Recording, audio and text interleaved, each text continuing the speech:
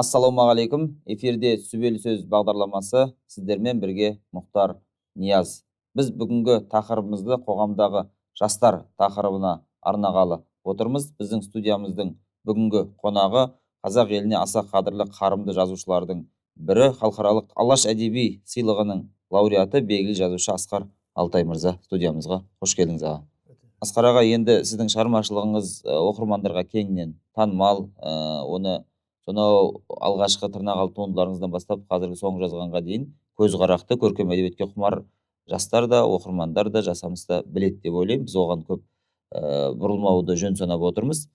Қазір қоғам болып біздің алаңдап отырғанымыз, өзіңіз білесіз, бұл елбасымыз, тұңғыш президентімізде биылғы жыл жастар жылы деп жариялаудың да астарында үлкен сыр бар сияқты. Өйткені ертең ас ішетін ыдысыңды бүгін жу деген қазақтың тәмсілі бар. Яғни бұл деген сөз ертең біздің елдің тізгінін ұстайтын жастардың тәрбиесіне де, болмысына да бүгіннен бастап назар аударуымыз керек сияқты. Бүгінгі жастардың бойынан не көресіз, не көргіңіз келеді, не көргіңіз келмейді?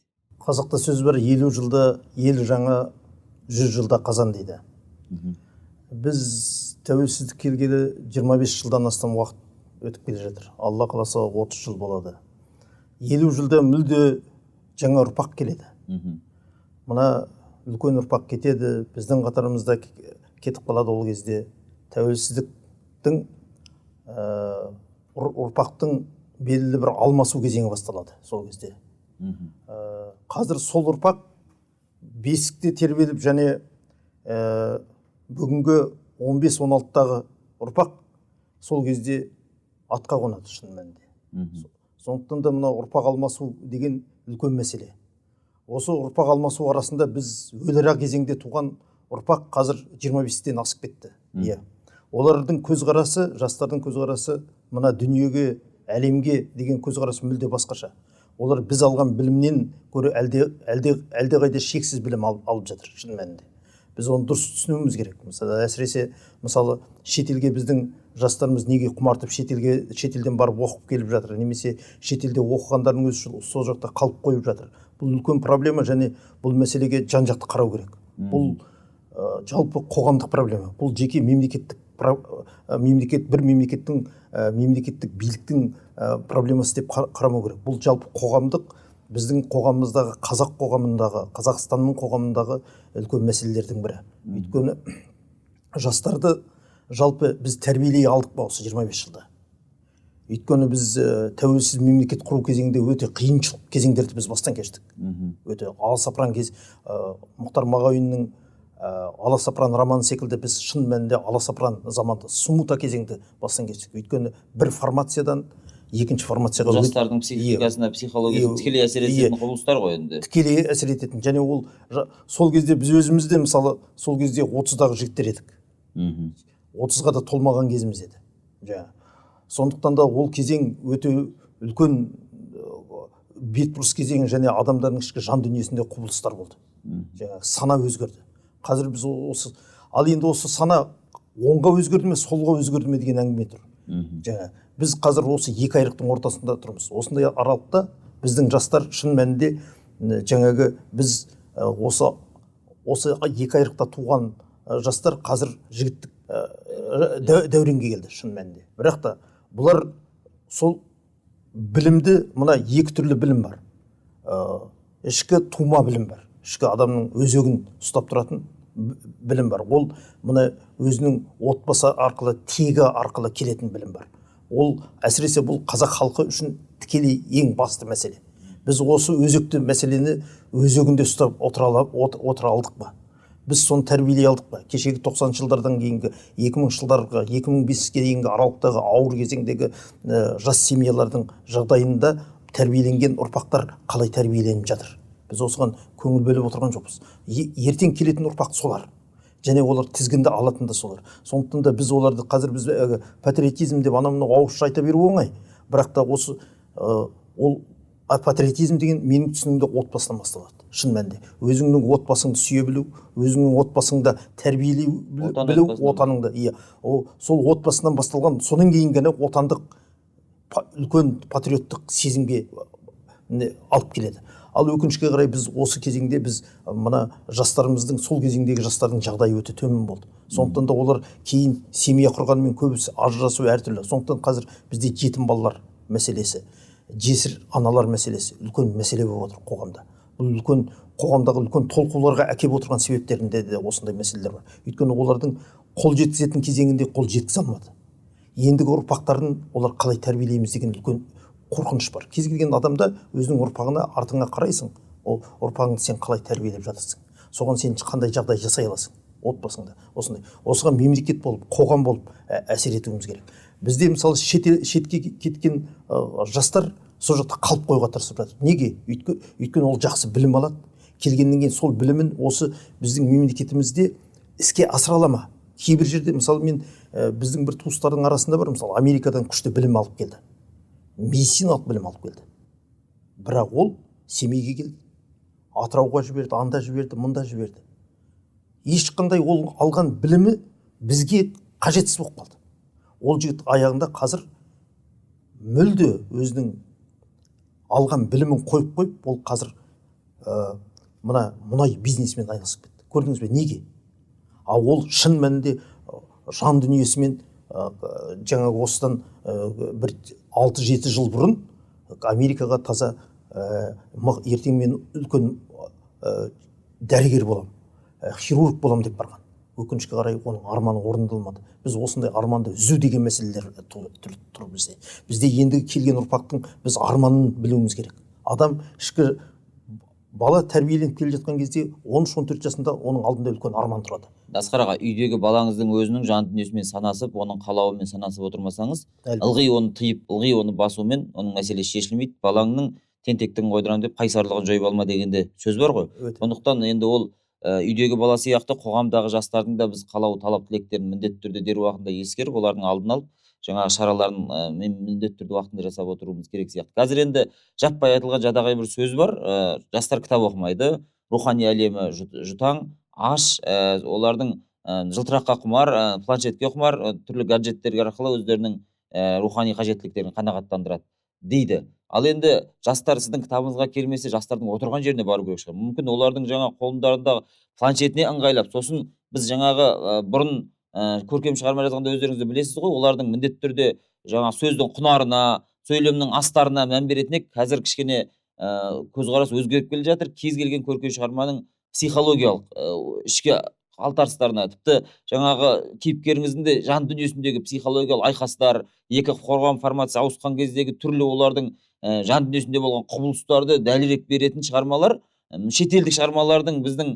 кітапханаларымыздан орын басып, сол біздің жаңағы жастарымыздың сөресін босатпай тұрғаны, мүмкін олардың ішкі жаңағы түйсіктерін солардың шығармалары қанағаттандырып тұрған шығар. Енді осы жазушылар қауымы бар, біз сияқты шығармашылық адамдар бар. Өз тұсымызда өзіміз әсер ете аламыз ба? Алдағы уақыттағы жазатын шығармаларға осыларды өзек ете аламыз ба? Және қазір жазып жатқан шығармаларға сіздің көңіліңіз тола ма? Жалпы мен бір нәрсемен келіспеймін. Жалпы жастар кітап оқымайды, жаңағы түк білмейді. Содан кейін мына көркем шығарманы оқымайды. Біздің әсіресе қазақ тілді жастарымыз оқымайды, немесе орыс тілді жастарымыз да оқымайды. Тек шетелдік әдебиетке көңіл бұрады. Шетелден шыққан мысалы Халид Хусейннің романын оқиды деген секілді әңгіме. Мен оған өте мүлде сенбеймін. Белгілі бір деңгейде шындығы бар енді, мойындайтын да жері бар. Белгілі бір дәрежеде шындығы бар, бірақ та жаппай емес, иә, бірақ та жаппай емес. Өйткені мен өзім мысалы өзім кездесулерде болып жүрмін, мысалы студенттердің арасында, әртүрлі қоғамда ауылдарға барып кездесулерде болып қалған кездерім болды, еліме барған кезде. Сонда менің шығармаларымды түгел оқығанда мен таң қалдым. Бұл өйткені мен де өзім сондай түсінікті едім. Өйткені кейінгі ұрпақ мүлде оқымай кетті деген ойда едім. Біз бұған неге алып келдік біз? Енді осының себебіне келу. Біз өйткені кітаптардың тиражының аздығы, оның ауылды жерлерге жетпеуі, аудандық жерлерге жетпеуі, тіпті облыстарға жетпеуі. Содан кейін тіпті мына мектеп, әсіресе мектептегі кітапханаларда қазіргі ақын жазушылардың шығармаларының мүлде жоқтығы. Бірақ оқимын деген бала, ол көркем шығарманы іздеп жүріп оқиды. Оның тіліне де мән бермейді. Ол мынандай бір мәселе бар. Мысалы, Абай жолының тіліне мән берместен мен 6-шы класстан бастап оқыдым. Сол секілді. Ол мүмкін емес. Мысалы, сол секілді. Сондықтан да бұның себебіне үңілу керек те, біз мына жаңа қоғамдық формация ауысты дедік қой. Осындай аласапыран кезеңде біз осы өзіміздегі бар құндылықтарымыздан айырылып қалдық. Кітап жүйесін тарату, кітаптарды ол тіпті кезінде анау қойшыларға автолавкалармен таратады. Жұлдыз журнал тұрақты бар тұрады деген сияқты. Атақты жазушылардың шығармалары сол кезде кәдімгі ортанқол жазушылардың да шығармалары келіп шыққан шығармалары ол кезде екі баспа болды, жазушы баспасы, жалын баспасы, сол екі баспадан тарағандардың өзі келіп тұратын, және соны жүйелі түрде автолавкалардың өзінде келіп қойшылардың үйіне сатып кететін.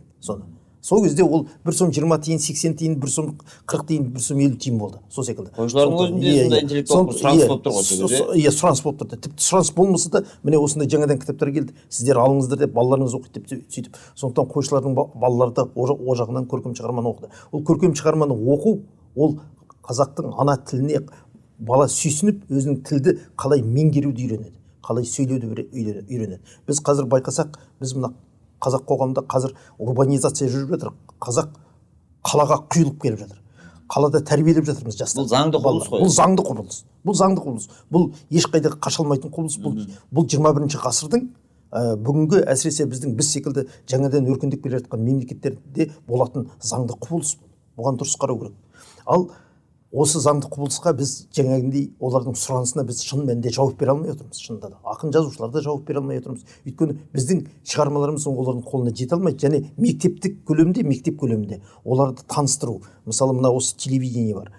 Мына жаңағы әртүрлі ақпараттық құралдар бар. Содан кейін мына жаңағы интернет желілер бар. Біз осыларға жауап беретіндей біз дұрыс айтып отырсың. Сондай дәрежеде біз ондай дәрежеге түсіп, төмен дәрежеге түсіп, мысалы, жаңағы бір беттік, шағын беттік мүмкін балаларға арналған сондай шығармаларды жазу керек шығар. Ондай жазушылар да келеді деп ойлаймын мен болашақта.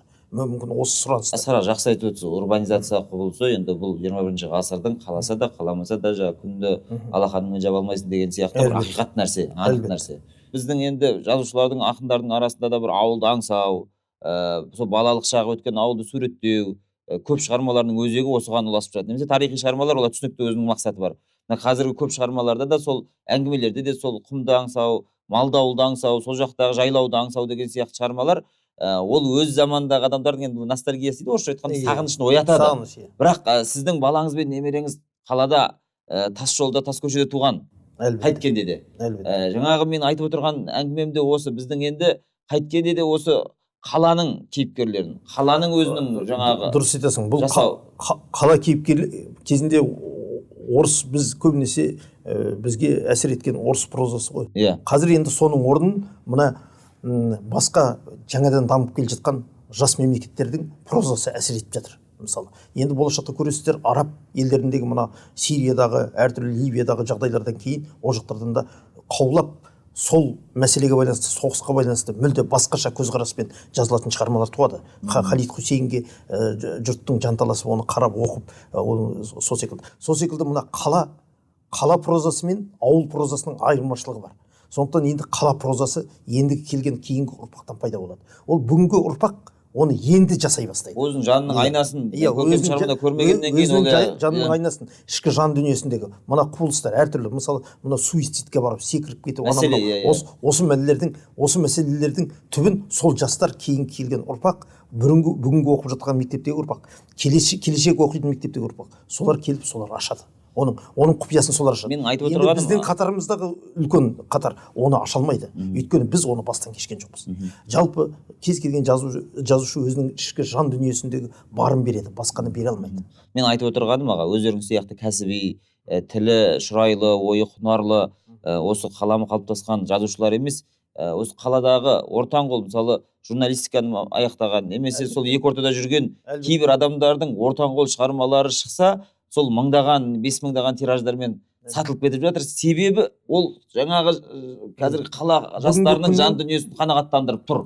Мәселе осымен байланысты. Бүгінгі күннің ішкі жан дүниесіндегі сұранысын қанағаттандырып тұр, рухани сұранысын. Ал енді кезіндегі ауыл туралы жазған, ана ностальгияны қайта-қайта жазғаннан, оны қазір қанағаттанбайды оған. Оған үлкендер алып қанағаттану мүмкін. Ал енді жастар мүлде кейінгі тіпті орта буын. Қазір 30-дағы 40-дағы жігіттердің өзі оған қанағаттанбайды. Өйткені оған бүгінгі күн, бүгінгі күннің оған белгілі деген тарихтап қарайды. бүгінгі күннің прозасы керек. Бізде осы бүгінгі күннің прозасы шын мәнінде қазақ әдебиетінде әлі ақсап тұр. Мен мысалы жастардың кейбір прозаларын қарап жүрмін, кейбір жігіттердің, ана Мүбәрактың, Әбілқайырдың, бірақ бәрібір алып шыға алмай жатыр бұлар. Бұлар осы қала психологиясын әлі толық меңгере алмай жатыр. Бұлар әлі де пейзаж дәрежесінде ғана қалқып жүр бетінен. Ал оның ішкі жан дүниесінде, мысалы, қазіргі мысалы үлкен мәселе, мысалы, мына жастардың суицидке көп баруы, мысалы. Өйткені оларда ішкі жан дүниесінде қандай қопарылыстар болып жатыр, қандай қайшылықтар болып жатыр. Біз осыны аша алмай отырмыз. Сондықтан да біздің прозаның, мысалы, қазақ прозасындағы қала прозасына байланысты мәселелерді өткенде даже сондай ұйымдастырды да, сондай бір жарыс секілді. Бірақ ол прозалардан да ондай ештеңе шықпады. Өйткені ол адамдар сол қаланың ішіне шығу керек. Осы қалада тәрбиелену керек. Қаланың, мысалы, бүгінгі сәбилер, бүгінгі 5-6 класс оқып жүрген, 4 класс оқып жүрген балалар осылардың ішіне шығу керек. Сонда ол қала прозасының нағыз психологиялық жағынан да, әлеуметтік жағынан да, философиялық жағынан да ол өз жан дүниесін ақтарып шыға алады. Енді қазір қоғамда түрлі, мысалы, психологиялық тренингтердің қаптап кетті. Оны өзіңіз білесіз, әлеуметтік желілерден. Психология деген сөзді пайдалана отырып, сол терминді ғана пайдалана отырып, оңай ол жаға кенеліп жатқан қаншама психологтар. Бұл енді менің түсінігімде, мысалы, ол психологтардың бір білімнің артқандығы емес, біздің жастардың бойындағы бұрын үлкендермен қалыптасатын, өзі ақсақалдардың институтымен қалыптасатын, сол ана бір тамақтың құрамындағы өзі витаминдердің өзі бөлініп кететін сияқты жаппай берген тәрбиеден оның психологияның үлесі бар, оның ішінде тәрбиенің үлесі бар, оның ішінде жаңағы біздің бойымыздағы ізгілік құндылықтардың үлесі бар еді. Осылар жеке-жеке тарап қалған кезде біздің жанымыз жалаңаш болып қалды, психологиямыз әлсіз болып қалды. Енді осыған сәл ғана нәр берген адамның жаңағы жүгіріп соңынан еріп жатқанымыз да осы сияқты. Рухани жұтаңдану дейді қазақ. Рухани. Біз шын мәнінде рухани жақтан жұтаң елге айналдық. Жұртқа айналып тұрмыз қазір. Тәні ауырған адам дәрігерге барады. Қай жерін ауырып тұрғанын нақты біледі, диагнозын қояды, ол емделіп шығады. Ал жан ауырған адам қайда барады? Жан ауырған адам, соны атақты Жүсіпбек Аймауытовтың жаңағы жан дүние туралы психологияны тегін жазып отырған Жүсіпбек. Және соны әркімге, әр қазақ оқып түсіне алатындай қылып жазған сол пәнді. Өйткені Жүсіпбек Аймауытов оны сол 20-шы жылдардың ішінде жазды. Ғажап адам бұл. Бұл жағынан келген кезде. Сондықтан неге оған барды? Сол секілді бүгінгі адамның жан дүниесін ол бәрі бар онда. Ақша да бар, баспана да бар, жұмысы да бар. Бірақ оған бір нәрсе жетіспейді. Оның жан дүниесі рухындай. Ол ең басты нәрсе. Адам мына өмірге не үшін келді, не үшін кетті деген. Ішсем, жесем, жаңа көрсем, білсем дейтін ол хайуани инстинкттен айырмашылығы сол емес пе? Адамның өзі рухани құндылығында емес пе? Рухани құндылығында. Осы құндылықтардың шайылып кетті бізде. Шайылып кеткен. Сондықтан да осы шайылған ортаны қайтадан толтырғысы келіп, олар психологтарға жүреді. Сондықтан да бұл қазір өзі модаға айландырып алды да, білетін де білмейтін де осы салада әңгіме айта беретін болды. Жаңағы ана психологиялық европалық немесе басқа психологтардың пәндерін оқиды, солардың ғалымдардың немесін оқиды да соның дәрежесінде айта береді. Бірақ ол да толтырмайды біздің жастардың немесін. Өйткені біз онда табиғи жолмен беріліп жатқан жоқ қой бәрібір. Өйткені онда мүмкін табиғи жолмен берілетін де шығар. Бірақ та ол қанша оған лекция оқығаныңмен, оның ішкі жан дүниесіне баратындай болу үшін оның сен ең бірінші менталитетімен, ұлттық менталитетімен санасуың керек. Генетикалық кодына қарай үгілу керек ол. Генетикалық өзінің тегіне қарай үгілуіміз керек. Ол тек біз қандай халықпыз? Біз кешегі көшпенділерден шыққан, кешегі жартылай отырықшы халықтардан шыққан, біздің ата тегіміздегі рухымызда біз аттан түскен, бірақ рухымыз әлі басылмаған. Даласы да, санасы да отарланған бір уақыттарда. Бір кездерде кейін келіп оны отарландырған, ол түгел тапталған осындай. Ал енді оған қандай дәрежеде сіз психологиялық дәріс бере аласыз? Ол үлкен шаруа. Асқар аға, біздің студиямыздың енді уақытымыз шектеулігіне байланысты көп әңгімелерімізді өкінішке орай тыңдай алмай отырмыз. Алдағы уақытта арнайы уақыт бөліп оны да тыңдайтын боламыз. Бүгін біздің студиямызға келіп, арнайы өзіңіз шығармашылығыңызбен, жастар туралы керемет кемел ойларыңызбен бөліскеніңіз үшін үлкен алғыс айтамыз. Алдағы уақытта деніңізге саулық, шығармашылығыңызға табыс тілейміз. Аман болыңыз. Рахмет. Бүгінгі біздің бағдарламамыз осы жерден тәмам. Ел мен жұрт аман, ойымыз орамды, сөзіміз сүбелі болсын.